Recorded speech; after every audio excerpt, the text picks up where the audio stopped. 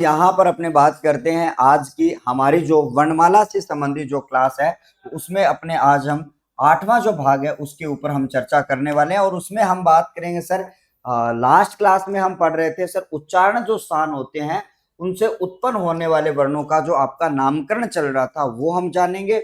और उसके बाद में हम वर्ण से संबंधित कुछ और इंपॉर्टेंट जानकारियां हम यहाँ पे लेने वाले हैं। बिल्कुल साथियों, सभी साथी बिल्कुल बिल्कुल बिल्कुल क्लास में हम आ चुके हैं। सभी को राम राम नमस्कार, सभी को गुड इवनिंग। चलेगा साथियों, सभी का बहुत स्वागत करता हूं। बिल्कुल साहब, हाँ जी, वेरी गुड इवनिंग। बिल्कुल लाडले भी जुड़ चुके हैं, आरव ऋतु, सभी का बहुत स्वागत यहाँ पे। तो कल जब हम पढ़ रहे थे वर्णों से उत्पन्न होने वाले जो वर्ण हैं, और लास्ट क्लास में जो मैंने आपको बताया था वो आपका था, ठीक है, उसी से मैं आज की क्लास को वापस से शुरू कर लेता हूं। ठीक है, चलेगा। अब यहां पर मैंने आपको बताया था कि सर आपका 7 के बाद में आपका 8 नंबर पर जो बिंदु आपका आता है उस बिंदु को हम क्या बोलते हैं उसके बारे में हम बात करेंगे। तो आप सबको यहाँ पे अच्छी तरीके से याद रख लेना। सभी को नमस्कार, सभी को राम राम। तो देखो साथियों, यहाँ पर अपने बात करते हैं तो आपके बीच में जो आपका कंठ तालु जो है, तो आपके लिए सर आपका वर्ण आ जाता है सर कंठ तालव्य वर्ण। कौन सा वर्ण आ जाता है? तो आपके बीच में यहाँ पर अगर हम बात करें तो आपके बीच में आ जाता है साथियों कंठ तालव्य वर्ण। और जब हम बात करेंगे सर यहाँ पे कंठ तालव्य जो वर्ण है वो आपका कौन सा होता है, तो इस नाम से ही आपको चीजों को समझना है कि सर कंठ तालव्य जो वर्ण है वो आपके कौन से यहाँ पे होते हैं। तो सबसे पहले आपको एक बात याद रखनी है कि सर यहाँ पर इनका उच्चारण जो स्थान है वो आपका क्या होगा। यहाँ पर आपके लिए सर उच्चारण स्थान की बात यहाँ पर करूं तो वो आपके बीच में कौन सा होने वाला है। तो उच्चारण स्थान की बात अगर करी जाए तो आपको मैंने यहाँ पे कहा सर उच्चारण स्थान में आपका कंठ, और उसके बाद में अगर मैं बात करूं तो आपका तालु जो है वो आपके बीच में हो जाता है। क्योंकि आपको पता है साथियों, यहाँ पे दो जो उच्चारण स्थान है उसको हम काम में लेंगे। कौन कौन से उच्चारण स्थान को हम काम में लेंगे साथियों, उसके बारे में अगर हम बात करते हैं तो आप सबको यहाँ पे याद रख लेना।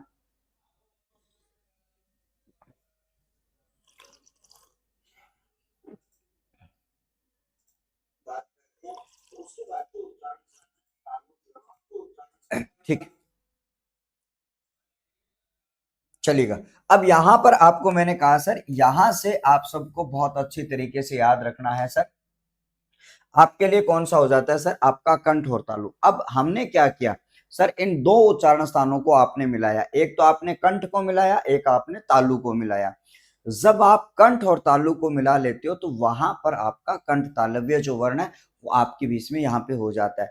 अब जब हम यहाँ पर कंठ तालु की बात करें तो यहाँ पर आपके लिए एक ही बात आपको याद रखनी है कि सर यहाँ पर आपके जो स्वर जो होते हैं उन स्वरों की बात करी जाए तो आपके दो स्वर आपके बीच में आते हैं। एक आपका ए आ जाता है तो आपका दूसरा आई आ जाता है।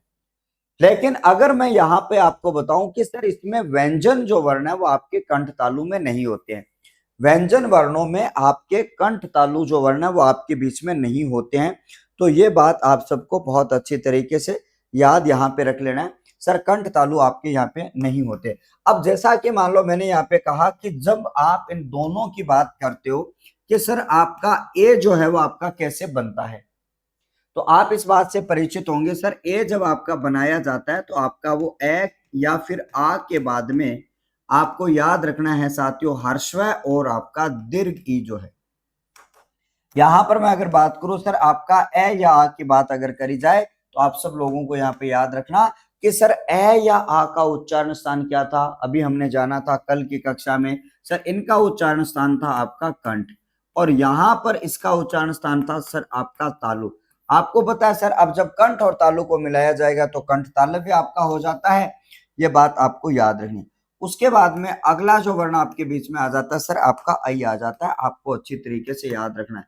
यहां पर जब हम बात करते हैं तो आपका ए या आ के बाद में जब आपका ए आ जाता है, ए या आ के बाद में जब आपका ए आ जाता है तो वहां पर हम क्या बोलते हैं, यहां पर आपका कंठ तालु बोलते हैं। जब हम आगे की चर्चा में हम इन दोनों की बात करें तो ये आपका कंठ हो जाता है और ये आपका कौन सा हो जाता है प्यारे बच्चों, आपका कंठ तालु आपका हो जाता है। अब देखो साथियों, यहां पर अगर दोनों की बात आपके सामने करी जाए तो यहां पर आप सबको बहुत अच्छी तरीके से याद रखना है कि सर आपका कंठ तालु हो जाता है। तो ये जो कंठ तालव्य वर्ण है वो आपके कौन से कहलाते हैं, यानी कि आपके ऐसे वर्ण जो कंठ और तालु दोनों उच्चारण स्थानों से मिलकर बने होते हैं उनको कंठ तालव्य के नाम से जाना जाता है। ये आपका 8 नंबर भेद यहां से हो जाता है। ये बात आप सबको बहुत अच्छी तरीके से याद यहां से रख लेनी है। ठीक है साथियों, अब हम आगे बढ़ते हैं और आपका अगला जो भेद है वो आपके बीच में 8 के बाद में 9 नंबर। ठीक है, शायद आपको मैंने कल लिखा दिया हो तो आप दोबारा से मत लिखना, और नहीं लिखा है तो आपको दोबारा से इनको लिख लेना है जो मैं अगले की बात यहाँ पर करने वाला हूँ। और बाई चांस सीरियल नंबर भी आगे पीछे हो गया तो आपको सीरियल नंबर भी आगे पीछे से आपको सही कर लेना है। अब जैसा कि हम बात करेंगे साथियों, कंठोष्ठ वर्ण जो है वो आपके बीच में कौन सा होता है।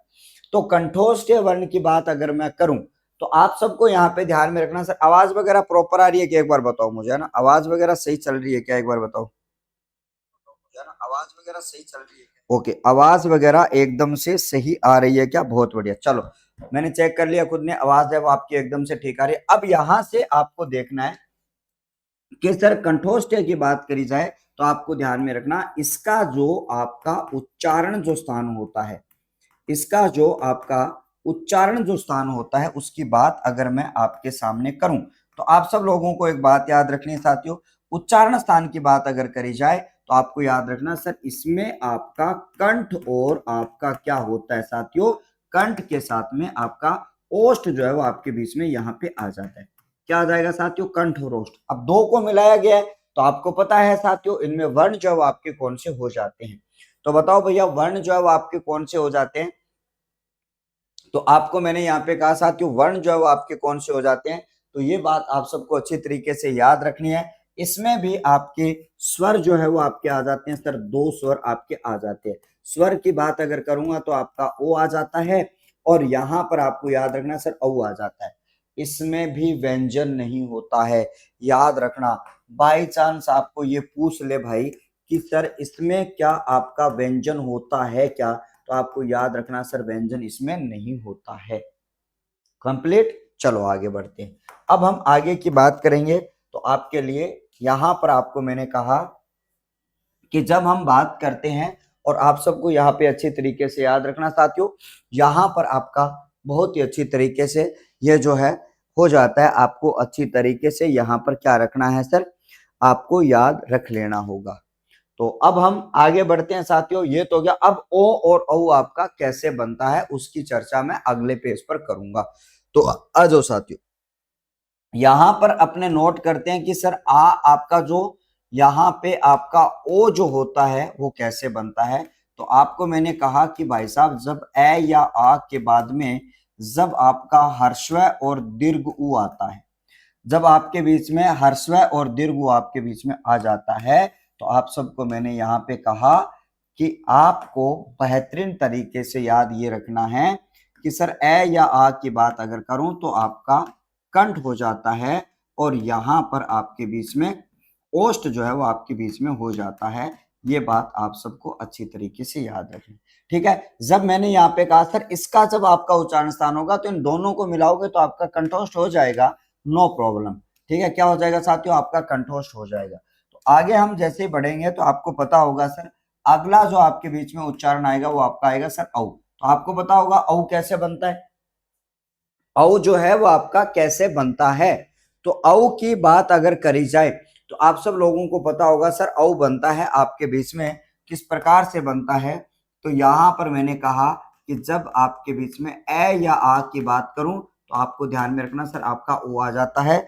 और इसके साथ साथ में अगर हम बात करें तो आपको मैंने कहा कि सर आपका यहाँ पे क्या आएगा सर, आपका कंठ आपका आ जाता है और उसके साथ में आपका क्या आ जाता है साथियों, यहाँ पर इसका जो है वो रूप आपका कंठोष्ठ आपका हो जाता है। लेकिन आप इन दोनों को मिलाओगे तो कंठोष्ठ वर्ण आपके बीच में आ जाते हैं। ये भी बात आपको अच्छी तरीके से याद रखना। अब आपका अंतिम जो है वो आपका वर्तस्य वर्ण जो है वो किसे कहा जाता है। कभी कभी पूछ लिया जाता है आपके वर्णमाला में कि सर वर्तस्य जो वर्ण है वो आपके कौन से कहलाते हैं।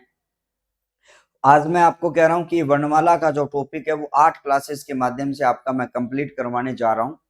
और वर्णमाला जो है वो आपको बहुत ही अच्छी तरीके से, शायद मैं ये समझता हूं कि आपको समझ में आई होगी।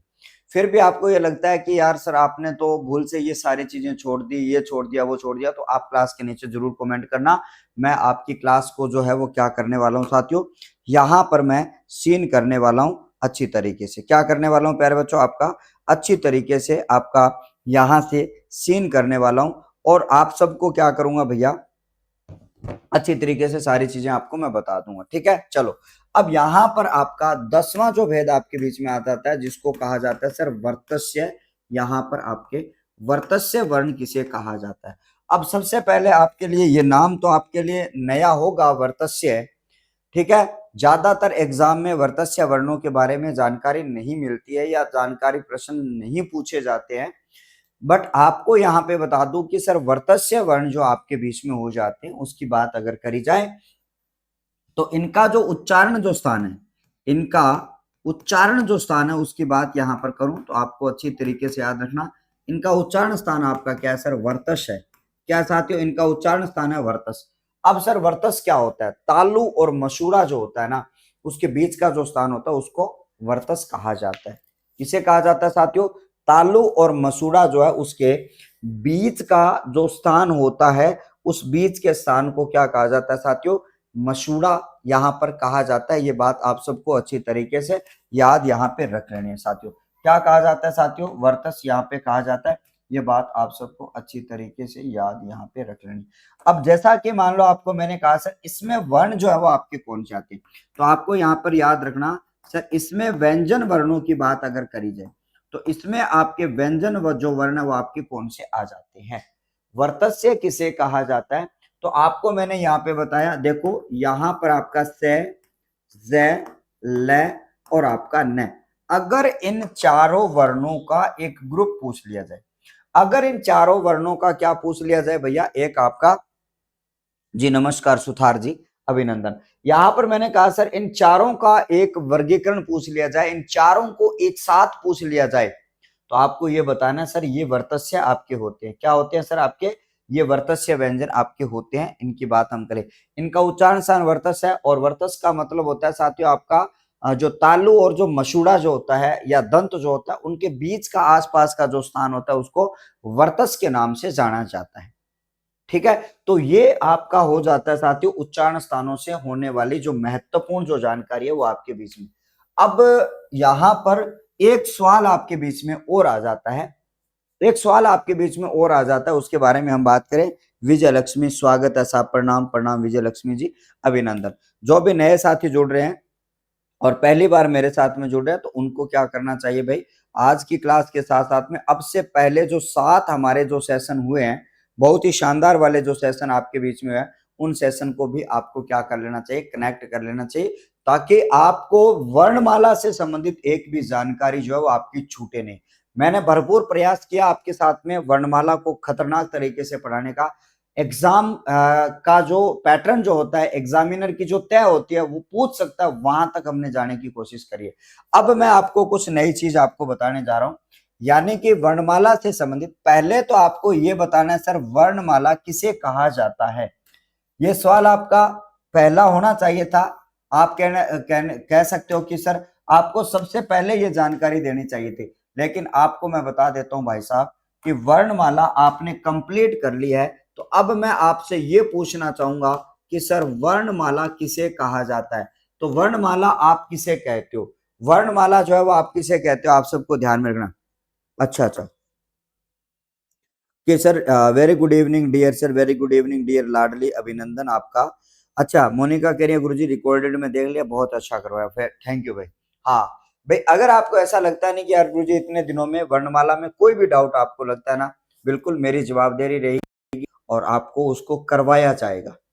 ठीक है, करवाया जाएगा। आप तो बस ये कहिए कि सर आपने ये चीज आपने छोड़ दी है। अब मैं आपसे ये पूछना चाह रहा हूं प्यारे बच्चों, आपको ये बताना है कि सर आपका यहाँ पर वर्णमाला किसे कहा जाता है। सर ये तो आपका लास्ट क्वेश्चन हुआ कि गुरुजी ये छोटी सी बात आपकी कोई पूछने वाली है क्या कि वर्णमाला किसे कहा जाता है। तो आपको मैं यहाँ पे बता देता हूं साथियों, अब से हमने आज से पहले जो वर्णों की पूरी चर्चा जो हमने करी है उसे ही वर्णमाला कहा जाता है। तो वर्णमाला का अर्थ क्या होता है, वर्णमाला को आप किन शब्दों के माध्यम से परिभाषित करोगे?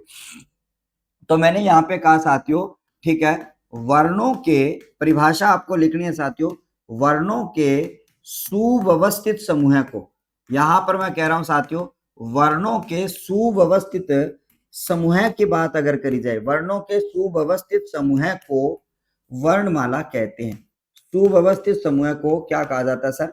वर्णमाला कहते हैं। ये बात आप सबको बहुत अच्छी तरीके से याद रखनी है। हमने यहाँ पे कहा साथियों, वर्णों का जो सुव्यवस्थित समूह जो आपका होता है उसको क्या कहा जाता है सर? वर्णमाला कहा जाता है। अब सुव्यवस्थित से हमारा मतलब क्या होता है? तो सुव्यवस्थित से हमारा मतलब ये होता है कि आपने पहले स्वर पढ़े, फिर आपने व्यंजन पढ़ा, कौन सा व्यंजन पहले आया, कौन सा व्यंजन बाद में आया, तो उन तमाम जानकारियों को हम क्या कहा करते हैं सर? हम वर्णमाला कहा करते हैं। ये बात आप सबको अच्छी तरीके से, ठीक है। जब हम आगे की बात करें, अब हम आगे की बात करें साथियों, तो ध्यान में रखना, अब हम आगे की चर्चा की बात यहां पर करते हैं। यहां तक कंप्लीट है क्या मामला? तो देखो, अब हम बात करेंगे साथियों, यहां पर आपके वर्णमाला से संबंधित महत्वपूर्ण फैक्ट जो है वो आपके कौन से होते हैं। शायद आप इनके बारे में कुछ जानते होंगे या नहीं जानते होंगे, मुझे पता नहीं है, लेकिन अपना तो कर्तव्य है कि मैं तो आपको बता के जाऊंगा ना। आप जानते हैं तो भी बहुत अच्छी बात है, नहीं भी जानते तो भी बहुत अच्छी बात है। आपका वर्णमाला से संबंधित, वर्णमाला से संबंधित महत्वपूर्ण फैक्ट, ठीक है, वर्णमाला से संबंधित महत्वपूर्ण फैक्ट, संबंधित आपका महत्वपूर्ण जो फैक्ट आपके बीच में हो जाता है, आप सबको याद रखना है, महत्वपूर्ण जो फैक्ट है वो आपके कौन से हो जाते हैं। तो आप सबको पता होगा साथियों, वर्णमाला से संबंधित अगर महत्वपूर्ण फैक्ट के बारे में अगर बात करें तो आप सबको बहुत अच्छी तरीके से याद रखना। अरे बाबा, अगर इस टॉपिक को आप थ्योरी पढ़ जाओगे ना तो आपको एमसीक्यूज की आवश्यकता ही खत्म हो जाती है, ठीक है। हाँ जी सर, अभी आए हो क्या? नहीं नहीं, मुझे 15 से 20 मिनट होगी आए हुए, ठीक है।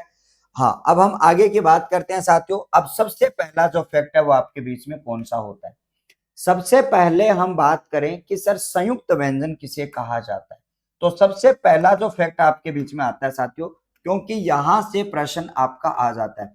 सबसे पहले फैक्ट के बारे में अगर मैं आपसे पूछूं कि आपका संयुक्त व्यंजन किसे कहा जाता है, सबसे पहला फैक्ट आपका, ठीक है, यहां पर आपके लिए सबसे पहला फैक्ट आता है साथियों, आपका संयुक्त व्यंजन किसे कहा जाता है।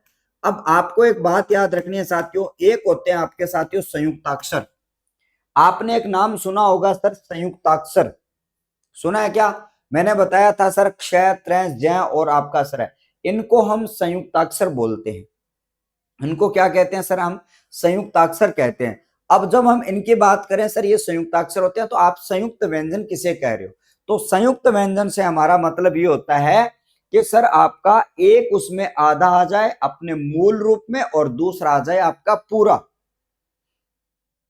उसको हम संयुक्त व्यंजन कहते हैं। तो कई बार जो है उसको लिखने का तरीका भी हमें पता होना चाहिए साथियों, संयुक्त व्यंजनों को कैसे लिखा जाता है, तो उसके बारे में भी हम डिटेल से चर्चा करेंगे, ठीक है, क्योंकि आज इस टॉपिक को समाप्त करना है हमें। तो आपको मैंने यहाँ पे कहा साथियों, जैसे कि मान लो आपने एक शब्द लिखा सर प्यार, ठीक है, यहां पर आपके सामने एक शब्द लिखा सर प्यार, उसके बाद में आपने एक शब्द लिखा सर द्वारा, ध्यान से समझना, और एक शब्द आपने लिखा साथियों आपका क्यारी।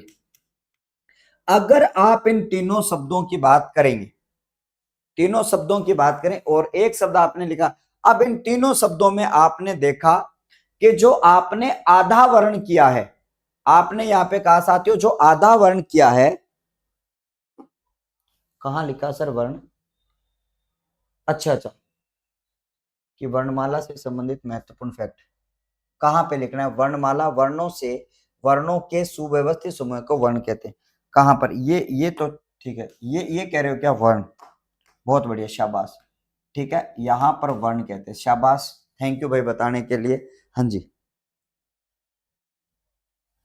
अच्छा अच्छा, वर्णमाला कहते हैं, okay okay okay okay okay, ये कह रहे हो क्या आप वर्णमाला कहते हैं? क्षमा चाहता हूं साथियों, ठीक है, क्षमा चाहता हूं, ठीक है। वर्णमाला कहते हैं। मैंने बोला तो यही था कि वर्णमाला कहते हैं और लिखने में आपकी त्रुटि रह गई, इसके लिए कान पकड़ के सॉरी। ठीक है, उसे क्या कहा जाता है साथियों? वर्णमाला कहा जाता है। ठीक है, अब जैसा कि मान लो मैंने यहाँ पे कहा कि सर आपके सामने 3 शब्द है, सर एक आपका प्यार शब्द है, एक आपका द्वारा शब्द है और एक आपका क्यारी शब्द है। इनमें आपके सामने यहां पर पै के साथ में आपका यह लिखा गया, यहां पर द के साथ में आपका वह लिखा गया और कै के साथ में आपका यह लिखा गया। इन्हें ही क्या कहा जाता है साथियों? आपका संयुक्त व्यंजन कहा जाता है। इन्हें ही क्या कहा जाता है साथियों? आपका संयुक्त व्यंजन कहा जाता है। ये बात आपको याद रखनी है। अब यहां पर देखो सर, पै को हमने ऐसे करके आधा लिखा, आधा ऐसे लिखा, द को मैंने ऐसे आधा लिखा और इस कै को मैंने ऐसे आधा लिखा।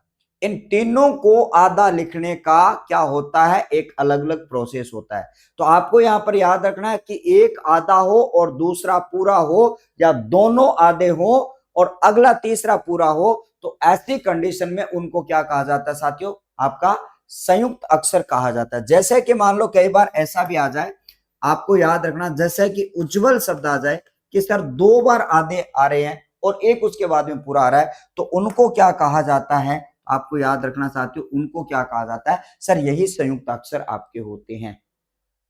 यही क्या होते हैं सर? आपके संयुक्त अक्षर होते हैं। तो आपको ध्यान में रखना, इसके बारे में अगर आप लिखना चाहो तो आप यहाँ पे नोट करोगे कि जब किसी शब्द में व्यंजन अपने मूल रूप में आने के बाद, उसके बाद में आपका व्यंजन वर्ण आपका आ जाता है, तो वहां पर उसे क्या कहा जाता है साथियों? संयुक्त व्यंजन कहा जाता है।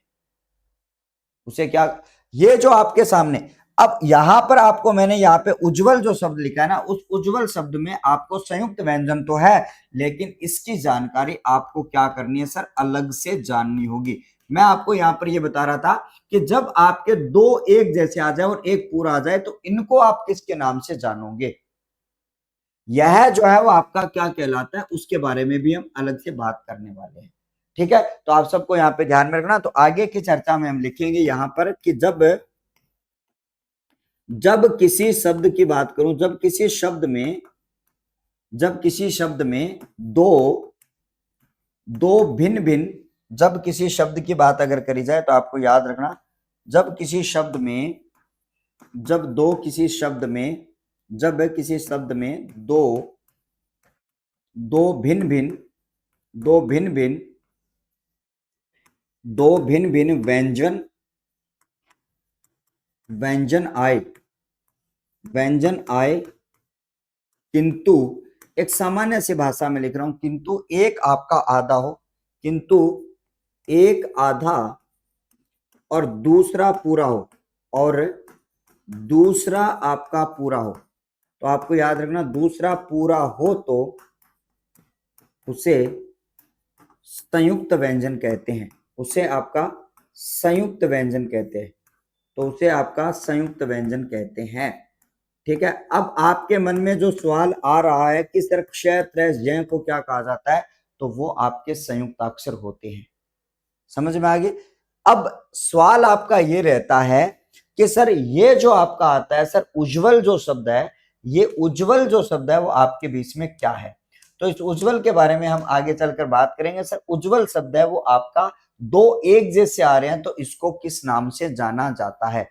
अगर आपको पता है, और ऐसा सवाल अभी अभी लेटेस्ट आपका एग्जाम में पूछा गया था, तो जब हम बात करते हैं कि दो एक जैसे वर्ण आ जाए तो उनको क्या कहा जाता है? यह भी आपका एक वर्णमाला का हिस्सा होता है, तो इसको संयुक्त व्यंजन कहा जाता है। अब आपके बीच में सवाल ये आ जाता है सर कि इनको किस नाम से जाना जाता है, तो आपको हेडिंग डाल, अगले पेज पर लिखता हूं इनको ना, यहां तक नोट कर लिया होगा आपने, इनको मैं अगले पेज पर आपके बीच में नोट डाउन कर देता हूं, नेक्स्ट पेज में। तो आप सबको यहाँ पे याद रखना है साथियों, अगले पेज पर हम इनके ऊपर चर्चा करें। हाँ जी, इनको द्वित्व व्यंजन कहा जाता है। Very good. कह रहा है सर संयुक्त व्यंजन होते हैं 4। अब मैं आपको बताता हूं भाई संयुक्त उनको किस नाम से जाना जाता है। अब आपको मैं विशेष तथ्य की बात कर रहा हूं, तो आपको यहां पर एक बात याद करनी है साथियों, विशेष तथ्य। और विशेष तथ्य की बात मैं अगर आपके सामने करूं, तो आपको यहां पर नोट करना है प्यारे बच्चों कि सर अगर आपसे ये पूछ लिया जाए कि सर आपका क्षय, ठीक है, और उसके साथ में आपका त्र, इसके साथ में आपका ज्य और उसके साथ में आपका श्रय, इनको किस नाम से जाना जाता है? तो आप सब लोगों को याद करना है साथियों, यहां पर आपको याद करना है कि सर इनको किस नाम से जाना जाता है। तो आप सबको बहुत अच्छी तरीके से याद रखना, सर इनको जो है वो आपका किस नाम से जाना जाता है? सर मोस्ट रूप से उनको संयुक्ताक्षर कहा जाता है, सर संयुक्ताक्षर कहा जाता है। इनका जो नामकरण जो आपके बीच में होता है, हाँ जी, और मेरा फर्स्ट अटेम्प्ट था बट गुरुओं के आशीर्वाद से मेहनत से कर पाए, बहुत बढ़िया, कॉन्ग्रेचुलेशन। और आपका पहली बायोमेट्रिक लिस्ट में आया है नाम, तो आपका बहुत बहुत धन्यवाद, बहुत बहुत आपका आभार। ठीक है, चलिएगा सर, जब हम आगे की चर्चा हम यहाँ पर करते हैं तो आप सब लोगों को यहाँ पर, ठीक है, बधाई। ठीक है, ये काजू कतली का डब्बा भेज देना भाई, जयपुर है ना परी, काजू कतली का डब्बा भेज देना, ऐसा पॉसिबल हुआ है तो आपका, ठीक है, चलिएगा। अब यहां पर अगर हम बात करें तो इसको क्या कहा जाता है? सर संयुक्ताक्षर कहा जाता है। सर इनका संयुक्ताक्षर कहने का पीछे का मकसद क्या होता है? तो आपको मैं यहाँ पे बता दूं कि सर इनको संयुक्ताक्षर क्यों कहा जाता है। तो इसके लिए अपने बात यहाँ पर करते हैं, सर संयुक्ताक्षर कहने के पीछे का कारण क्या है कि इनको हम तीन तीन वर्णों से मिलाकर हम बनाते हैं। ठीक है, हाँ जी, वेरी गुड, बहुत बढ़िया। अब यहां पर मैंने कहा साथियों, जब हम आगे की चर्चा यहां पर आपके साथ में करें तो आप सबको यहां पे याद रखना है, जब मैं आपके बीच में चर्चा यहां पर करता हूं तो आपको पता है सर इसको आप एक ही झटके के साथ बोलते हो, इसको भी एक ही झटके के साथ बोलते हो, एक ही झटके के साथ बोलते हो और एक ही झटके के साथ में बोलते हो। जब इनको एक एक झटके के साथ में बोला जाता है तो इनको संयुक्ताक्षर कहा जाता है। ठीक है, अब आता है साथियों आपकी अगली चर्चा में आपके लिए दूसरा जो आपका नेक्स्ट आपका जो वर्ण होता है उसको किस नाम से जाना जाता है।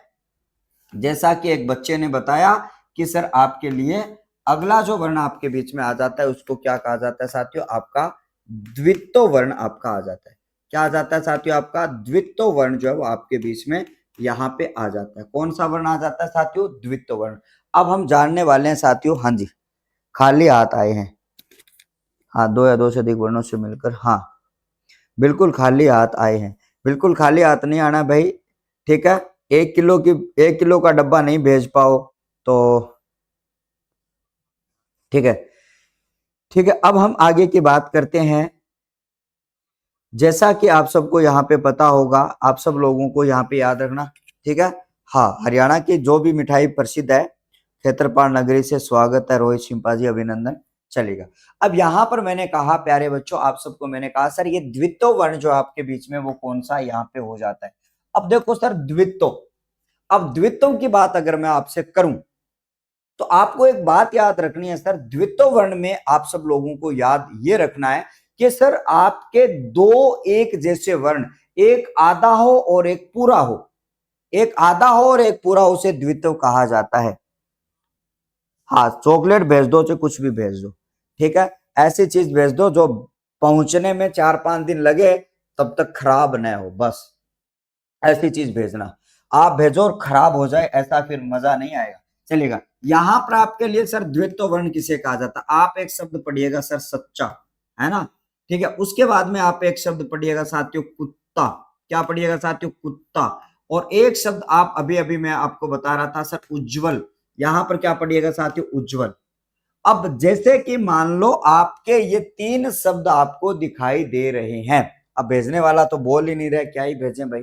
ठीक है, अब हम आगे की बात करें, रिपीट हो जब, हाँ जी, अब जब हम यहां से अगर बात करें तो आप सबको यहाँ पे याद रखना है साथियों।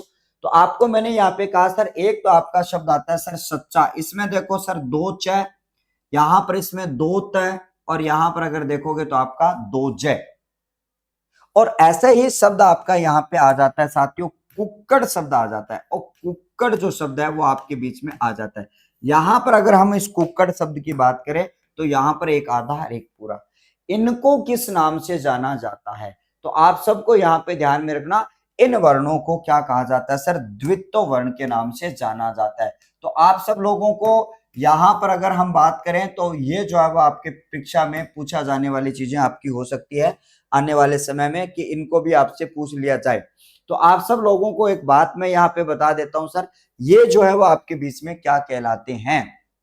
तो जब आपका एक ही व्यंजन वर्ण, ठीक है, जब एक ही व्यंजन वर्ण जब आपका पुनरावृत्ति हो किंतु पहला आधा और दूसरा पूरा या दोनों आधे हो, तो ऐसी कंडीशन में उसे द्वित्व वर्ण कहते हैं। समझ में? वापस से नोट करना, यानी कि जब किसी शब्द में, ठीक है, जब किसी शब्द में एक ही व्यंजन वर्ण की पुनरावृत्ति हो, एक ही व्यंजन वर्ण की पुनरावृत्ति हो किंतु पहला आपका आधा और दूसरा पूरा या दोनों आधे हो, तो वहां पर हम क्या कहते हैं सर? उसे द्वित्व वर्ण कहते हैं। लिख रहा हूं, नोट कर लेना, ठीक है। यहां पर आपको यहां कहना है कि जब हम बात करें साथियों, जब किसी शब्द में,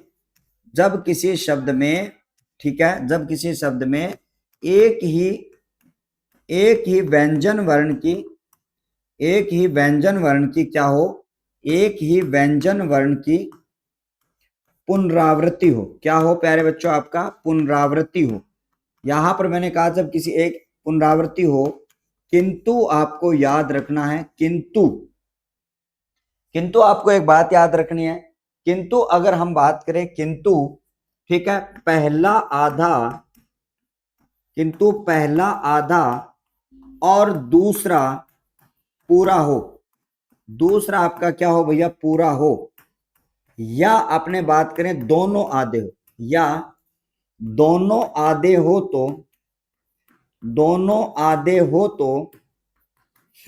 तो उसे या तो उन्हें द्वित्व वर्ण कहते हैं। उन्हें क्या कहा जाता है साथियों? उन्हें द्वित्व वर्ण कहते हैं। तो आपको याद रखना साथियों, उन्हें क्या कहा जाता है? आपके शब्दावली में उसे कहा जाता है साथियों, उन्हें द्वित्व वर्ण कहते हैं, उन्हें आपका द्वित्व वर्ण कहते हैं। तो आपको याद रखना साथियों, उन्हें द्वित्व वर्ण कहते हैं। ये बात आप सबको अच्छी तरीके से याद रखनी है। उन्हें क्या कहा जाता है सर? द्वित्व वर्ण कहा जाता है। इस बात को आप भली प्रकार से, नहीं मैं दे नहीं पाया था, मुझे पता नहीं चला। फॉर्म मैंने भरा था आपका एचटेट का, बट तारीख ही निकल गई, पता ही नहीं चला। ठीक है, ठीक है। अब हम आगे की बात करते हैं और यहाँ पर हम आगे की चर्चा, अब ये सारी जानकारी आपको पता चल चुकी होगी। अब देखो, मैं अगली जानकारी आपको बताने वाला हूं कि जब आप किसी भी शब्द को आधा करते हो, जब आप किसी भी शब्द को क्या करते हो? आधा आप करते हो, तो आधा करते समय कौन से वर्ण को कैसे लिखा जाता है, इसके बारे में मैं आपको क्या बताने वाला हूं, यहाँ पर आपको जानकारी यहाँ पे देने वाला हूँ। ठीक है साथियों? हाँ बिल्कुल, बोल तो रहा था बट भाई पता नहीं चला, क्योंकि बीच में ये डिले हो गई, तो मैं पढ़ाने में बिजी हो गया। जिस दिन पेपर हुआ था उसके अगले से अगले दिन, 2 दिन बाद में पता चला। फिर मैंने कहा ओ माय गॉड, चला गया तो चला गया, किसी ने बताया नहीं, और मैंने कहा था यार बता देना, पर लोगों ने बताया नहीं, तो क्या ही करूं। अब और अपने बात करते हैं कुछ। अब जब किसी शब्द में आप व्यंजन वर्ण को स्वर रहित करते हो, तो उसके भी नियम होते हैं, और उन नियमों को समझ लेना बस आपका फ्रेंकली। और ये जानकारी आपको यूट्यूब इतिहास में, एप्लीकेशन इतिहास में, ऑफलाइन इतिहास में कोई नहीं देगा, जो मैं आपको बताने वाला हूं। और 100% डंके की चोट के साथ में कह रहा हूं, 100%, ठीक है, हाँ डंके की चोट पर, क्योंकि इसकी डेट यार आगे पीछे हो गई थी, इस वजह से। अब यहां पर मैंने कहा है आपके सामने, अब मैं आपके सामने जो जानकारी बताने जा रहा हूं, और वो जानकारी आपकी कौन सी है, तो आपका यहां पर है साथियों, ठीक है, हाँ, वर्णों को, यानी कि व्यंजन वर्णों को स्वर रहित करने का नियम, व्यंजन वर्णों को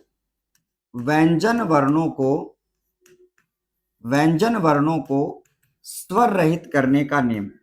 ठीक है, आज इस वर्णमाला को पूरा क्या करेंगे? फिनिश करेंगे। घंटे से भी 5-7 मिनट ज्यादा लगेगी तो भी फिनिश करेंगे। कल अपने नया टॉपिक पढ़ेंगे, ठीक है। हाँ जी, अब यहां पर मैं आपको ये कह रहा हूं कि सर व्यंजन वर्णों को स्वर रहित करने के नियम, यहां पर मैंने कहा साथियों, हो सकता है, मुझे नहीं लगता कि किसी ने पढ़ाया है। व्यंजन वर्णों को स्वर रहित करने के नियम, अब जब हम बात करें साथियों इनके वर्णों को स्वर रहित करने के नियम होते हैं। मैंने व्यंजन वर्ण क्यों लिखा, क्योंकि भाई साहब आपका स्वर को तो स्वर रहित किया नहीं जा सकता, तो आपको पता है भाई साहब व्यंजन वर्णों को ही हम स्वर रहित करेंगे। तो आपको पता होगा सर इन व्यंजन वर्णों को स्वर रहित करने के जो नियम है, अगर आप लोगों को आता है तो आप सब लोगों को पता होगा किस प्रकार से उनको स्वर रहित किया जाता है। किस किस को पता है, एक बार हाथ ऊपर करके बताइएगा। अगर आपको आपके खुद के नॉलेज से पता है तो बहुत अच्छी बात है। मुझे ये भी बताना है कि सर हमने इनको पहली बार पढ़ रहे हैं, या आप लोग सभी कमेंट करके ये बताओ कि मैं पहली बार पढ़ रहा हूं या मैं पहली बार पढ़ रही हूं। और कोई ये जिन्होंने पहले पढ़ रखा है तो वो बताओ। कुछ बच्चे ऐसे होते हैं जो सेल्फ थोड़े खुरापाती होते हैं, जो आपका होता है। और मैंने भी जो ये नियम आपको मैं बताने जा रहा हूं इसको मैंने सेल्फ ही तैयार किया है, ठीक है। इसको भी मैंने क्या किया साथियों, सेल्फ तैयार किया। अब आपको एक बात बता दूं कि जब किसी भी व्यंजन वर्ण को अकेला लिखते हैं तो आप उसको स्वरित करने के लिए हलंत का प्रयोग कर देते हो, याद है क्या? हाँ जी, नहीं पढ़ा सर जी। क्या वर्ण विच्छेद बोल रहे हो? नहीं, वर्ण विच्छेद नहीं है। अरे यार वर्ण का विच्छेद नहीं है, मैं कह रहा हूं व्यंजन वर्णों को स्वर रहित करने का नियम। सुनो, क्योंकि आपने पढ़ा नहीं। अब आपको मैं यहां पे बताता हूं सबसे पहले कि जब आपका अकेला, जब आपका व्यंजन आता है, मान लो आपका मैं अकेला है, तो आप उसको स्वर रहित कर दोगे हलंत के साथ में। आप उसको क्या कर दोगे साथियों, आप हलंत सहित कर दो। ये सर आपका कौन सा रूप है, आपका व्यंजन का मूल रूप है। कौन सा रूप है? आपको मैंने कहा सर व्यंजन का मूल रूप है। जब आपका अकेला लिखा जाता है तो आप उसको क्या कर देते हो भैया, स्वर रहित आप कर देते हो। क्या कर देते हो साथियों, आप उसको स्वर रहित कर देते हो, आपको याद रखना है। अब ये व्यंजन जब आपका मैं, जब आपका अकेला मैंने लिख दिया तो ये आपका स्वर रहित हो गया। लेकिन इसी मैं को जब शब्द में प्रयोग कर देते हो तो आप उसको कैसे स्वर रहित करते हो, उसके नियम मैं आपको बताने जा रहा हूं। अब जैसे ही मान लो आपने इसको आपने किसी भी शब्द में प्रयोग कर दिया, तो आपको यहां पे देखे जैसे कि म्यांमार जो शब्द है उसमें आपने क्या किया, इसमें आपने मैं को आधा किया। अब आपने यहां पर मैं आधा किया और यहां पर भी मैं आपने आधा किया। दोनों को लिखने का तरीका अलग अलग है, दोनों को क्या है साथियों। हाँ जी, अरे यार उसको लिखने का तरीका आप समझ नहीं रहे हो, मैं क्या कहना चाहता, एक मिनट रुको, अब मैं आपको बताता हूं। अब जैसा कि मान लो आपके सामने मैंने कहा कि सर यहां पर जो है वो आपका कौन सा है, स्वर रहित है। यहां पर आपका क्या है साथियों, स्वर रहित है। तो आप ये देखोगे भाई कि गुरुजी यहां पर भी तो क्या है, आपका स्वर रहित है। अब जब आप इनको दोनों को अलग अलग लिखते हो, दोनों को आपने क्या लिखा है साथियों, अलग अलग लिखा है। यह भी आपका स्वर रहित है, यह भी आपका स्वर रहित है। जब किसी भी शब्द में आपका स्वर रहित किया जाता है तो आपको इसके लिए नियम अप्लाई करना होता है। तो इस नियम को अप्लाई करने के लिए आपको 44 आपके 33 व्यंजन आपको याद होने चाहिए। 33 व्यंजन याद है तो आप हाथ ऊपर करके बताओ, मैं सिखाने की कोशिश करूंगा। यहां पर आपको मैंने कहा सर 33 व्यंजन आपको याद है क्या, बोलो मुझे।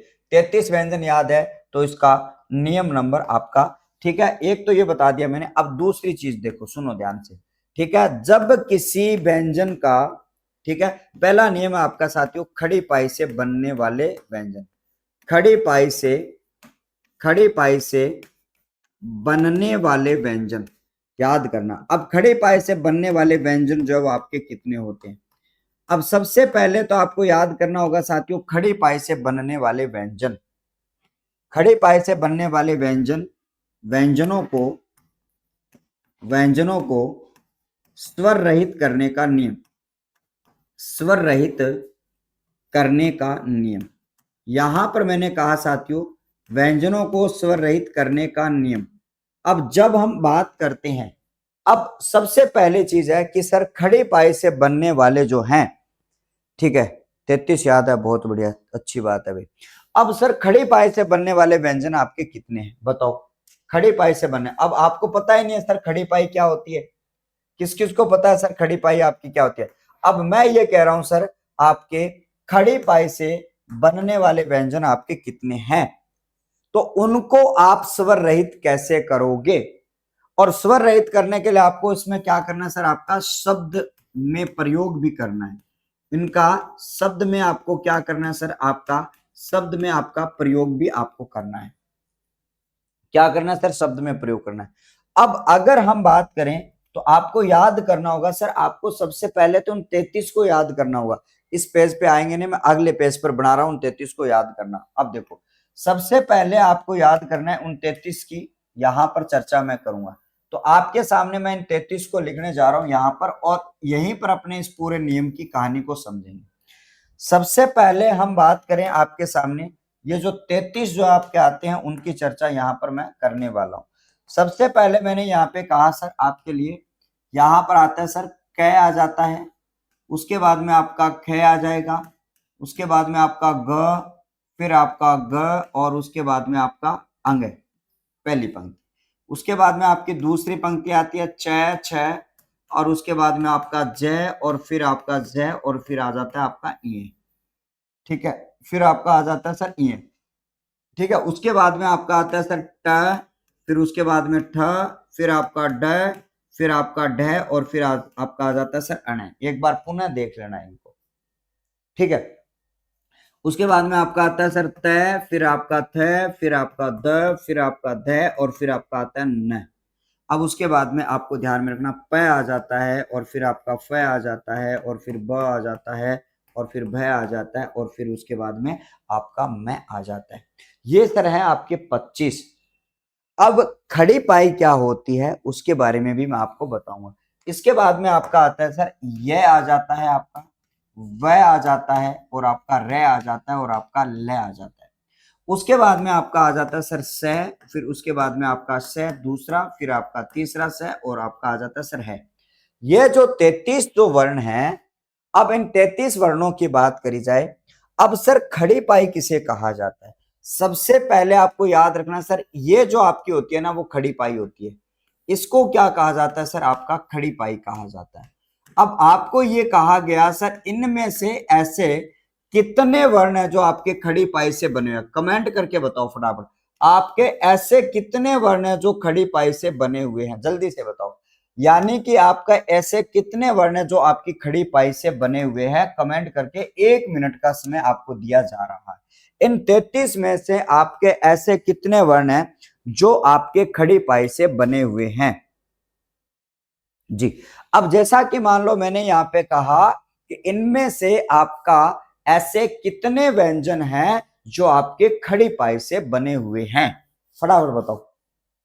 अब जोर आएगा गिरने में, मैं आपको आइडिया बताता हूं। देखो यहां पर मैं आपको बता रहा हूं सर, सबसे पहले क जो है वो आपका खड़ी पाई से बना हुआ है, फिर आपका ख भी खड़ी पाई से बना हुआ है, घ भी खड़ी पाई से, और ये भी आपका खड़ी पाई से। फिर आपका छ भी खड़ी पाई से, ये आपका च भी, फिर आपका जय भी खड़ी पाई से, जय भी खड़ी पाई से, और ये भी आपका खड़ी पाई से। ट ठ ठ ढ ण, ये आपका अण खड़ी पाई से। तय भी आपका खड़ी पाई से बना हुआ है, थ भी आपका खड़ी पाई से बना हुआ है, द नहीं है। ठीक है, फिर आपका द भी खड़ी पाई से है, आपका न भी खड़ी पाई से। ठीक है, एक मिनट रुको, न भी आपका खड़ी पाई से है, फिर आपका प भी खड़ी पाई से है, फ भी खड़ी पाई से है, ब भी खड़ी पाई से है, और आपका भ भी खड़ी पाई से, और मैं भी खड़ी पाई से है। आप काउंट करके मुझे बताओगे। किसने बताया भाई साहब? अरे वाह, क्या ही बात है। यहां पर आपको मैंने कहा कि सर आप लोगों ने ये बताया कि सर ये खड़ी पाई से बने हुए हैं।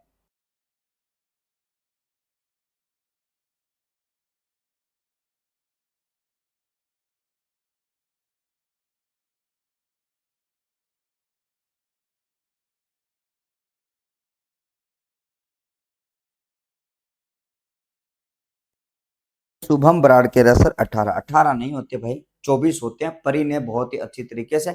अब उसके बाद में अपने बात करते हैं सर, आपका यह भी खड़ी पाई से है, और वह भी खड़ी पाई से है, और ल भी खड़ी पाई से है, और उसके साथ में ये स भी खड़ी पाई से है, और ये भी आपका खड़ी पाई से है, और ये भी खड़ी पाई से। अब इनको गिन लो कितने यहाँ पे होते हैं। अरे भाई साहब, कोई 18 कह रहा है, कोई 19 कह रहा है, अब 24 होते हैं, गिन लो। 1 2 3 4 बाबा थारी जय जयकार। 1 2 3 4 5 6 7 8 9 10 11 12 13 14 15 16 17 18 19 20 21 22 23 24। यानी कि खड़े पाए से बनने वाले जो वर्ण हैं वो आपके कितने हैं सर? आपके 24 हैं। कितने वर्ण है साथियों? 24 हैं। अब इन 24 वर्णों को स्वर रहित किया जाए तो कैसे किया जाएगा? बहुत इंपॉर्टेंट फैक्ट बता रहा हूं, इसको मिस मत करना और आपको अच्छी तरीके से, और मुझे लगता है कि आपने ये कभी नहीं पढ़ा। अभी मैं आपको आज की इस कक्षा में ये, अब इन 24 को कैसे स्वर रहित किया जाता है? अब इन 24 को भी आप दो भागों में डिवाइड करोगे। इन 24 को दो भागों में डिवाइड करोगे, एक आपके 22 को और एक आपके 2 को। अब 22 कौन से हैं और आपके 2 कौन से हैं, उनकी चर्चा यहां पर हम करते हैं। मैंने कैसे तक बताया? नहीं कैसे मैं तक कौन बताना यार, मेरा भाई पूरा बताना, मैं 33 पूरा लिख रहा हूं। अब आपको यहाँ पे ये बताना है सर, इन 24 को भी आपको दो भागों में विभाजित करना है। इनका अलग नियम है और इन दो का अलग नियम। अब दो कौन से? अब दो सुनना ध्यान से। अब आपके कुछ ऐसे वर्ण आपके हैं जो खड़ी पाई से बनते हैं और वो खड़ी पाई से आगे निकल जाते हैं। इसमें आपका एक वर्ण तो ये हो जाता है आपका, ऐसे वर्ण जो आपका खड़ी पाई से बने हुए हैं लेकिन वो खड़ी पाई से आगे चले जाते हैं, ऐसे आपके दो ही वर्ण हैं। एक तो आपका कौन सा है साथियों? आपका क है और एक आपका फ है। ऐसे दो वर्ण हैं जो खड़ी पाई से बने हुए लेकिन वो खड़ी पाई से आगे चले जाते हैं। एक तो क है आपका और एक आपका फ है। बाकी भाई साहब खड़ी पाई तक कंप्लीट हो जाते हैं, बाकी खड़ी पाई तक कंप्लीट हो जाते हैं। ऐसा भी आपको अच्छी तरीके से याद रखना है। बाकी जो है वो आपके क्या हो जाते हैं सर? खड़ी पाई तक कंप्लीट आपके हो जाते हैं। अब सर इनको कैसे यादा किया जाता है और इनको कैसे यादा किया जाता है, ये बात आपको याद करनी है। अब यहां पर हम अच्छी तरीके से आपको बताने वाले हैं। लास्ट पेज पर वापस चलते हैं। अब खड़े पाए को आधा करने के लिए आपको क्या करना है? खड़े पाए से बनने वाले व्यंजन वर्णों को स्वर रहित करने के नियम आपके क्या है? अब आपको मैंने कहा सर खड़ी पाई से बनने वाले हैं साथियों आपके 24 आपके व्यंजन होते हैं। कितने व्यंजन होते हैं प्यारे बच्चों? आपके 24 व्यंजन होते हैं। ठीक है, इन 24 व्यंजन को आप 22 को अलग पढ़ोगे और 2 को आप अलग पढ़ोगे। 22 को आपको अलग पढ़ना है और 2 को आपको अलग पढ़ना है। ये अलग से बहुत ही गूढ़ आपकी जानकारी है। अब सर इनको कैसे स्वर रहित किया जाता है आप बताओ? अब खड़ी पाई से बनने वाले शब्दों की क्या है? 22 वर्णों की क्या कर दी जाती है सर? खड़ी पाई हटाकर उनको आधा कर दिया जाता है। ठीक है, आपको याद रखना, आपको मैं बता रहा हूं सर। ठीक है, 22 वर्णों की 22 वर्णों की खड़ी पाई हटाकर खड़ी पाई हटाकर खड़ी पाई हटाकर आधा कर दिया जाता है। खड़ी पाई हटाकर, ठीक है, व्यंजन को स्वर रहित कर दिया जाता है। व्यंजन को स्वर रहित कर दिया जाता है। स्वर रहित कर दिया जाता है। ठीक है, व्यंजन को स्वर रहित कर दिया जाता है। ये बात आप सबको याद करनी है। क्या कर दिया जाता है साथियों? व्यंजन को स्वर रहित कर दिया जाता है। समझ में आई क्या करना है आपको? 22 वर्णों की खड़ी पाई हटाकर व्यंजन को स्वर रहित कर दिया जाता है। अब 22 व्यंजन जो आपके कौन से, उसकी खड़ी पाई कैसे आपको हटानी है? जैसे कि मान लो मैंने यहाँ पे कहा आपकी खड़ी पाई आपकी कौन सी आती है, तो देखो यहां पर आपके सामने ख वर्ण जो है वो आपका पूरा है, इसको आपको आधा करना है। तो आप क्या करते हो? उसकी खड़ी पाई हटा देते हो और उसके आगे ये आधा हो जाता है और उसको शब्द में डाल देते हो। जैसे खयाम शब्द लिखते हो आप, जैसे कि आप खयाम शब्द लिखते हो, उसी प्रकार से जब हम बात करते हैं सर पै जो है वो आपका, इसकी खड़ी पाई हटाकर आप पै की खड़ी पाई हटाकर इसको आधा कर देते हो, इसलिए उसमें हलंत का प्रयोग करना गलत होगा। इसमें आपको हलंत का प्रयोग करना, हाँ हाँ सर अब समझ आ गया, आवा को समझ में। अभी तो देखो, ठीक है, अभी तो आपने शुरू किया है, अभी तो मामला जो है वो शुरू किया है। आपने ऐसी लेवल की हिंदी कहाँ पढ़ी है भाई? ठीक है, अरे गुरुजी पढ़ा के माना कहीं पढ़ाई को नहीं। अब यहाँ पर आपको देखना है, जैसे कि मैंने कहा सर मैं जो है वो आपका इसको आधा करने के लिए आपने मैंने कहा सर आपका म्यांमार जो है उसकी खड़ी पाई हटा दी जाती है। अगर आप इसको ऐसे लिख देते हो ना म्यांमार, तो भाई साहब ये आपका क्या है? गलत माना जाता है। अगर आप इसको खयाम शब्द जो आपका ऐसे लिख देते हो तो इसको क्या माना जाता है भैया? गलत माना जाता है। जैसे इस प्यार शब्द को आप ऐसे लिख देते हो तो आपका क्या माना जाता है सर? गलत माना जाता है। तो आप इन 22 वर्णों को, 22 वर्ण आपके कौन से हैं, आपको अगली स्लाइड में पता चल जाएगा। आपको अगली स्लाइड में क्या चल जाएगा सर, पता चल जाएगा ये 22 कौन से हैं। तो आपके ये रहे 22 कौन से सर, ख, ग, घ, अंग, अंग नहीं है, च, ज, झ, य। अब जैसे कि ग को आप आधा करते हो तो आपको पता है ना ग को कैसे आधा किया जाता है, आपको पता है। जब ग को आधा करते हो तो आपने ऐसे लिखा होगा सर, ज्ञान शब्द आपने ऐसे लिखा होगा, ज्ञान। जैसे कि आपके सामने न आ जाता है तो आप इस न को आप आधा करते हो ऐसा, ठीक है। उसी प्रकार से आप जो है और शब्द की बात करें तो आपका च की बात करूं तो आप च को भी आधा कर देते हो ऐसे करके, ऐसे। तो ये इसका नियम है, ये इसके क्या साथियों, नियम है आधा करने का। तो आपको यहां पर याद रखना, खड़ी पाई से बनने वाले 22 वर्णों को कैसे आधा किया जाता है सर, उसकी खड़ी पाई हटाकर उसको आधा किया जाता है। अब सुनो आगे बढ़ते हैं, इन क और इस फै को कैसे आधा किया जाता है उसको आप नोट करें, ठीक है। यहां पर आपको याद रखना है सर, दो वर्णों को कैसे आधा किया जाता है। तो दो वर्णों को यानी क और फै को, दो वर्णों यानी कि आपका क और फै को कैसे आधा किया जाए, कैसे आधा करोगे बताओ। अब इनकी खड़ी पाई हटा देंगे तो मामला गड़बड़ हो जाएगा, ना तो आप व और क में अंतर कर पाओगे, ना आप फै और पै में अंतर कर पाओगे। इसलिए एक रूल आपका होता है, और वो रूल आपका क्या होता है कि सर दो वर्णों को यानी क और फै को, ठीक है, स्वर रहित करने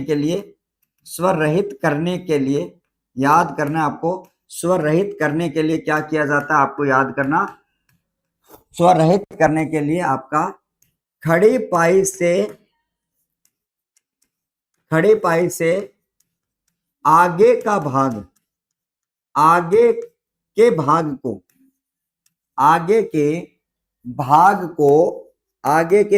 को आधा काट दिया जाता है, आगे के भाग को आधा काट दिया जाता है। ये आपको याद रखना, और वो आपका स्वर रहित हो जाता है। कैसे कह रहा हूं गुरुजी, आपको यहाँ पे याद रखना था। जैसे कि मान लो आपके सामने बड़े शब्दों में मैं थोड़ा सा बड़ा लिख रहा हूं ताकि आपको समझ आए, ये आपका क है। अब सर इस क को आपको आधा करना है, इस क को जब आप आधा करोगे तो आपको मैंने कहा साथियों, ये खड़ी पाई से आगे का जो भाग है ना, इस आगे के भाग को क्या कर दिया जाता है सर, आधा कर दिया जाता है। और ये आपका आधा हो गया, क्या हो गया साथियों, ये आपका आधा हो गया। इसलिए क्यारी शब्द लिखते समय आपका ऐसे आ जाता है, जैसे कि आपका कुक्कड़ शब्द, राधे राधे साहब, कुक्कड़ शब्द को आपका ऐसे लिख दिया जाता है। और मेरा भाई किया बता। चलो अब यहां पर अपने बात करते हैं आप सबके लिए, बहुत बढ़िया शाबाश। हाँ जी, बाकी दो को आधा कर दिया, हाँ सबको भी हम क्या करेंगे बच्चा, दो को आधा कर देते हैं।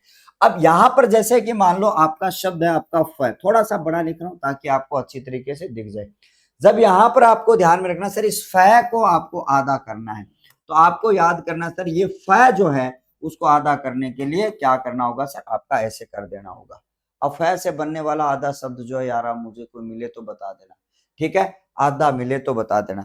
अब हम आगे की बात करेंगे, ठीक है। इसके साथ में देखो, अरे भाई साहब कहीं हो, यहां पर अगर देख, अगर मैं इनको आधा, अगर खड़ी पाई हटा दूं इनकी, देखो इनके मान लो क्या, जो उसकी खड़ी पाई हटाकर आधा कर दूं, तो भाई साहब फिर तो वह में अंतर नहीं हो पाएगा ना, फिर आप वह को कैसे अंतर करोगे, तो आपका गलत है। अगर आप इस फै की खड़ी पाई से आगे का भाग हटा दोगे तो फिर भाई साहब पै और इसमें अंतर कैसे करोगे, इसलिए ऐसा इसमें नहीं किया जाता। जो खड़ी पाई से आगे का जो भाग है उसको आधा किया जाता है। अब 24 तो ये वर्ण हो गए, अब बच गए जो 8-9 वर्ण जो और है उनको कैसे आधा किया जाएगा, उसके लिए हम आगे की चर्चा हम करें। अब आपके लिए मैं आपको बता देता हूं, बोलो एक बार समझ में आया कि, हरियाणा वाले बच्चों बताओ एक बार, याद आपको आया क्या, समझ में आपको आया है क्या। बस थोड़ी सी चर्चा आपके बीच में हो रही है। अब देखो साथियों, आपके बीच में यहां पर मैं आपको बताता हूं सर, आपके लिए एक आपका अंग है, फिर आपका एक छ, ठ, और उसके बाद में द, और उसके बाद में इस रै को अलग छोड़ दो, इस है को, इनको आधा कैसे किया जाता है, इनको आधा कैसे किया जाता है, इनका नामकरण क्या है साथियों। तो आ जाओ भाई अच्छी तरीके से बढ़ते हैं। इनको मैं कहता हूं साथियों, अगला जो 3 नंबर जो रूल आता है साथियों, गोल वर्ण कहा जाता है। इनको क्या कहा जाता है साथियों? गोल वर्णों को, गोल वर्णों को स्वर रहित करने का नियम, गोल वर्णों को स्वर रहित करने का नियम, स्वर रहित करने का नियम। यहां पर आपको याद करना है साथियों, गोल वर्णों को स्वर रहित करने का नियम जो है वो आपके बीच में कौन सा हो जाता है। यानी मैं आपको यहां पे कह रहा हूं सर, गोल वर्णों को स्वर रहित करने का जो नियम है वो आपका कौन सा। अब गोल वर्ण जो है वो आपके कितने हैं, तो आपको याद रखना साथियों 8 गोल वर्ण हैं। कितने गोल वर्ण है प्यारे बच्चों? आपको याद करना है सर, आपको 8 गोल वर्ण आपके बीच में आ जाता है। शायद ये चीज आप पहली बार पढ़ रहे हो तो थोड़ी सी आपको अटपटी चटपटी जो है वो लग रही होगी, लेकिन अटपटी चटपटी चीजों को पढ़ाना ही तो सूरज सर रावत सर का काम है।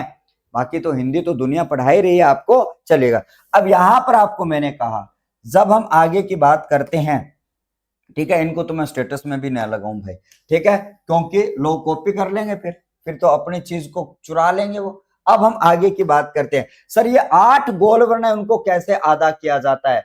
तो आपको एक ही बात याद करनी है सर, इन गोल वर्णों को कैसे याद किया जाता है? सर हलंत का प्रयोग करके अदा किया जाता है। सर हलंत का प्रयोग करके अदा किया जाता है, याद करना, हलंत का प्रयोग करके आधा किया जाता है, आपको याद रखना है, आधा किया जाता है, आपको याद करना है साथियों। हलंत का प्रयोग करके इनको क्या किया जाता है बच्चिया? आपका आधा किया जाता है। जब हम आगे की बात करेंगे तो आपका सर हलंत का प्रयोग करना है, बस आपको अच्छी तरीके से याद रखना है। आपको मैंने कहा साथियों गोल वर्ण जो है उनको आधा कैसे करना है, तो आपको ध्यान रखना सर गोल वर्ण इनको कौन कौन से वर्ण आपके आ जाते हैं। सर आपका पहली पंक्ति में आता है साथियों आपका कौन सा? अंग आ जाता है, ठीक है। दूसरी पंक्ति में आपका छ आ जाता है। तीसरी पंक्ति की मैं अगर बात करूं तो देखो भाई एक बार मैं इनका देख लूं, हाँ ट ठ ड आ जाता है आपका, फिर आपका ट आ जाता है, फिर आपका ठ आ जाता है, फिर आपका ड और फिर आपका ढ। उसके बाद में आपका कौन सा आ जाता है सर? आपका द आ जाता है और फिर आपका है आ जाता है। कितने हो गए भैया? 1 2 3 4 5 6 7 8। ये जो आपके 8 वर्ण आपके बीच में होते हैं, इनको स्वर रहित कैसे किया जाता है? तो इनको स्वर रहित करने के लिए आपको बस इनके नीचे हलंत लगानी है। इसके नीचे आपको क्या लगानी है साथियों? हलंत लगानी है। और इनको हलंत लगा के ही क्या किया जाता है सर?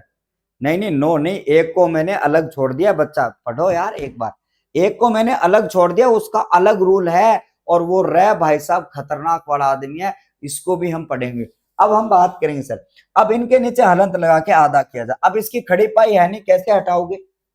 इसकी तो खड़ी पाई है नहीं, इसको कैसे हटाया जाएगा ये भी आपको ध्यान में रखना। अब जैसे कि आप शब्द लिखते हो, आपका शब्द आता है साथियों वागम्य जो शब्द है, देखो आप ऐसे लिखते हो, यही आपका राइट होता है। आपका शब्द आता है प्यारे बच्चों, आपका उच्छ्वास जो शब्द है वो आपके बीच में आता है। आपको पता है ना, इसमें च भी आता है, छ भी आता है। उसी तरीके से आपका शब्द आता है साथियों द्वारा।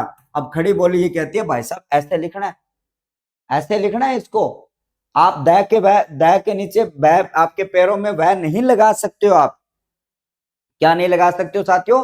द के पैरों के नीचे आप रह नहीं लगा सकते हो। जैसे कि आपका शब्द आता है साथियों चिहन शब्द है, वो आपके बीच में आ जाता है, ऐसे आधा किया जाता है। तो इनका ये प्रोफेशनल रूल है। च को मैंने आधा ऐसे क्यों नहीं किया? अगर बाई चांस आप इस च को ऐसे कर दोगे ना, तो भाई साहब ये मामला गड़बड़ हो जाएगा, ये गलत हो जाएगा। समझ पा रहे हो ना इस बात को? इस बात को आप समझ पा रहे हो ना कि ऐसे गलत हो जाएगा ये। इसका रूल है कि ये खड़ी पाई से बना हुआ है, तो इसकी खड़ी पाई मुझे हटानी पड़ेगी, इसके पास में खड़ी पाई नहीं है तो इसकी हलंत मुझे लगानी पड़ेगी, ये रूल कहता है। ये क्या कहता है? अब आपका आता है साथियों एक वर्ण और, जो आपने कहा गुरुजी नो होना चाहिए। अरे भाई मन भी बेर है, कितना होना चाहिए गुरुजी? नो होने चाहिए। अब आपका वो एक वर्ण और आ जाता है, उस एक वर्ण की और चर्चा मैं यहां पे कर लेता हूं बच्चों। हाँ मुझे पता था ये सवाल आएगा कि सर द्वारा जो शब्द है वो आपका ऐसा लिखा जाता है, ठीक है, लेकिन हिंदी वर्णमाला ये कहती है कि भाई साहब द्वारा को ऐसे लिखो, द्वारा को ऐसे लिखो। अब टाइपिंग में आता है तो आने दो, नई एनसीईआरटी की किताबें देखना, इसीलिए मैं द्वंद्व शब्द को ऐसे लिखता हूं, इसीलिए मैं आपका विद्यालय जो शब्द है मैं इसको ऐसे लिखता हूं। ये भाई साहब मैं तो आपकी वर्णमाला के अकॉर्डिंग लिखता हूं, ऐसे ही आपको लिखना चाहिए। इस बात को आप भली प्रकार से जानना है। ठीक है, आगे बढ़े। अगला देखो, अब आपका अगला और आपका अंतिम जो आपका वर्ण आता है उसके बारे में अगर बात कीजिए, चौथा, तो यानी कि रेफ वर्ण जो है, रेफ वर्ण किसे कहा जाता है साथियों? आपका ये जो भाई साहब होता है इसको रेफ वर्ण कहा जाता है। अब इसके दो तरीके हैं, इसको स्वर रहित करने का तरीका भी है और इसको स्वर रहित करने का तरीका और स्वर सहित का दोनों तरीके मैं बताता हूं। यानी कि इस रेफ रह को आधा और पूरा दो अलग अलग तरीकों से उसको लिखा जाता है। इसका स्वर सहित करने का नियम और स्वर रहित करने का नियम आपका कौन सा होता है, याद करना। यहां पर मैंने कहा साथियों इसको स्वर रहित करने का नियम, ठीक है, और स्वर सहित करने का नियम, यानी इसको स्वर सहित कैसे लिखा जाता है और इसको स्वर रहित कैसे लिखा जाता है। बस आपको दो तीन बातें याद रखनी है बस, और वो बातें कौन सी होती है। आपको एक बात याद रखनी है, आपने कुछ ऐसा करके देखा होगा, एक तो आपका यहां पे हो जाता है ये, ठीक है, एक तो आपका यहां पर ये हो जाता है, एक ये वाला रूल, और एक आपके बीच में ये हो जाता है। अब इन दोनों में बहुत बड़ी कंफ्यूजिंग है, इन दोनों में बहुत बड़ी कंफ्यूजिंग होती है, लेकिन आज के बाद में ये कंफ्यूजिंग आपकी दूर हो जानी चाहिए। ये वाला जो रह आपका दिख रहा है ना, ये आपका कौन सा रह सर? आपका इसमें स्वर नहीं है, ये आपका स्वर रहित रह है। मैं इसको कहता हूं भाई साहब घमंडी रह, और घमंडी रह हमेशा आधा होता है, घमंडी रह हमेशा आधा होता है। और ये जो पैरों में जो झुका हुआ आदमी होता है वो आपका स्वर सहित होता है। ये क्या होता है पैर बच्चों? आपका स्वर सहित होता है। तो इन दोनों को आपको हमेशा याद रखना है।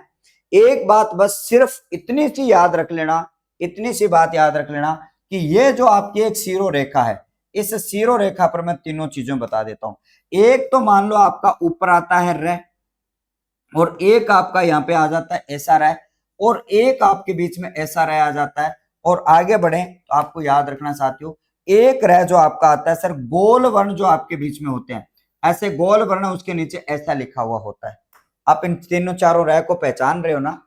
इन तीनों चारों रह को पहचान रहे हो ना आप?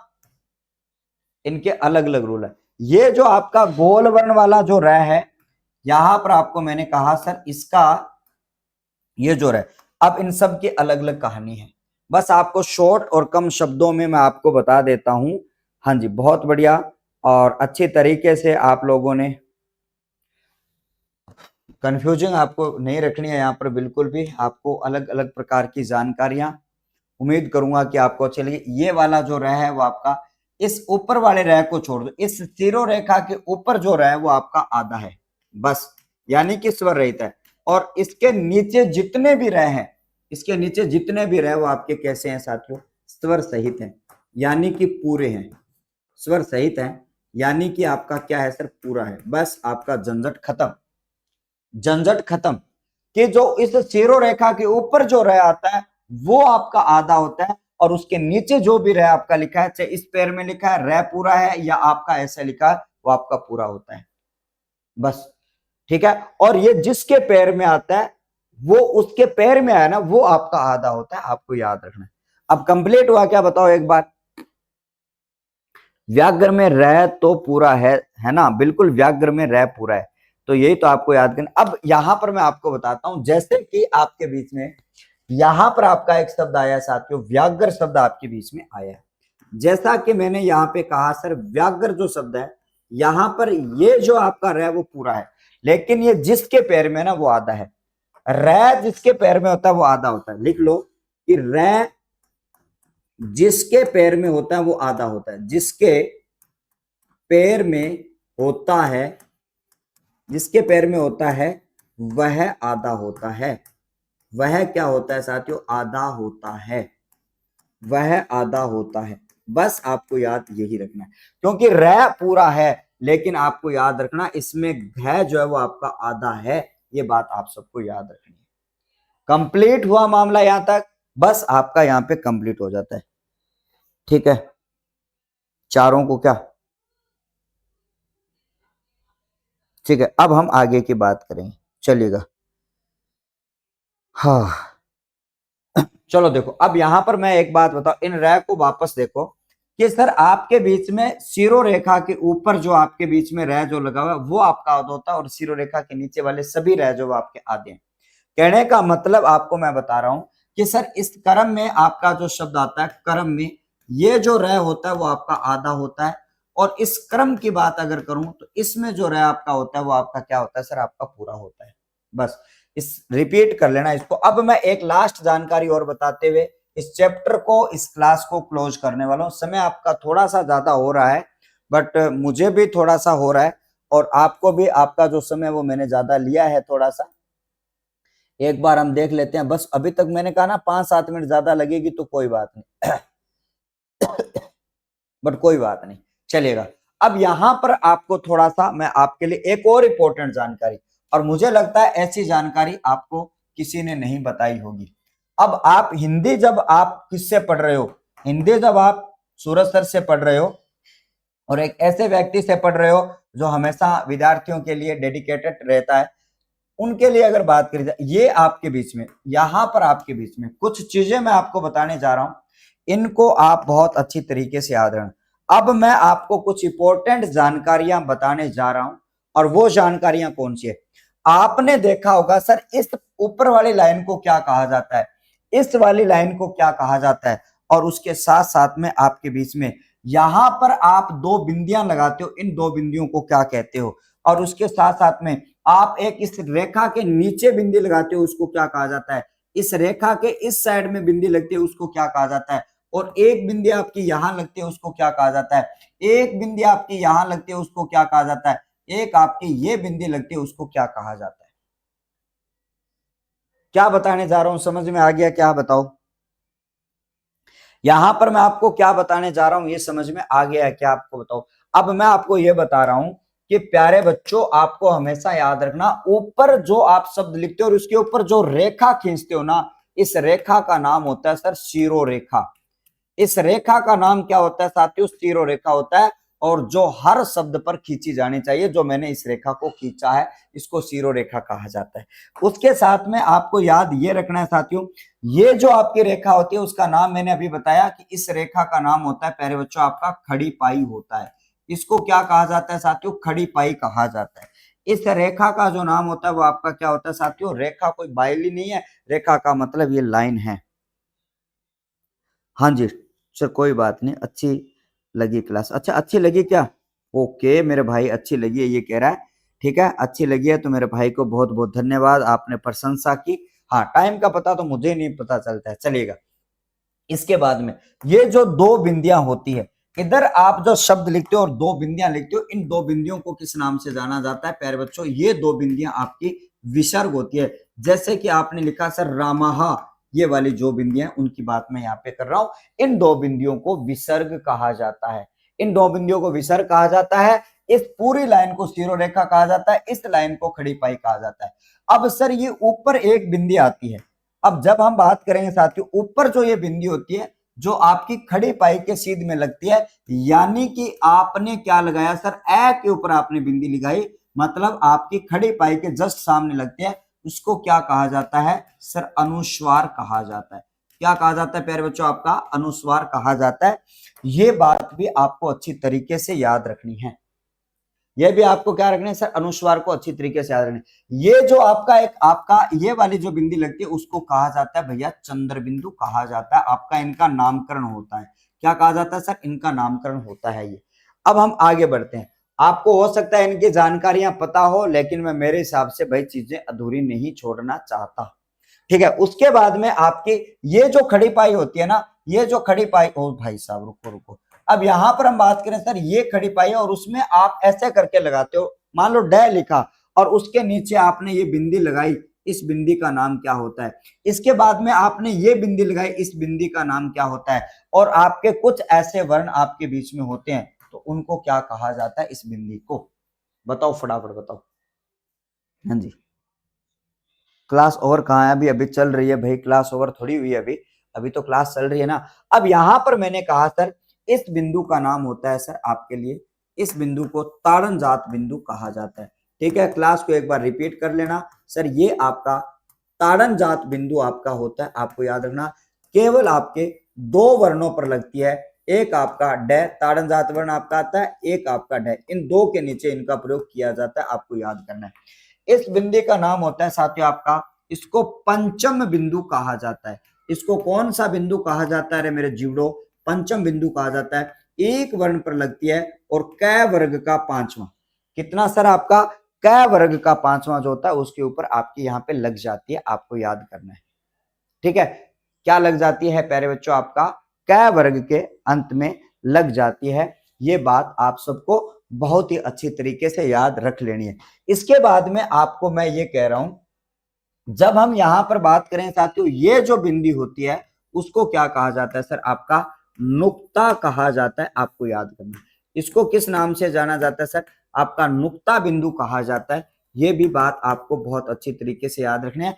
इसको क्या कहा जाता है साथियों? नुक्ता बिंदु कहा जाता है। ये 5 वर्णों पे लगती है।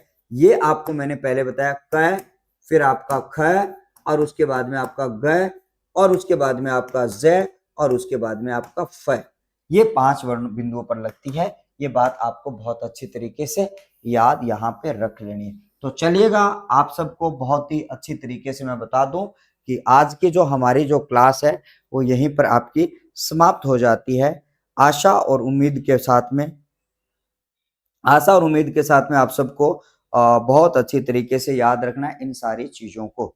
ठीक है साथियों, तो आप सबका यहाँ पर बहुत बहुत धन्यवाद आपका। आपने अपना इतना कीमती समय आपने दिया, उसके लिए मैं आपका बहुत बहुत धन्यवाद करता हूँ। अगर भी फिर भी कोई आपकी जानकारी रहती है तो आप मुझे जरूर बताइएगा। धन्यवाद, नमस्कार, जय हिंद, जय भारत, थैंक यू।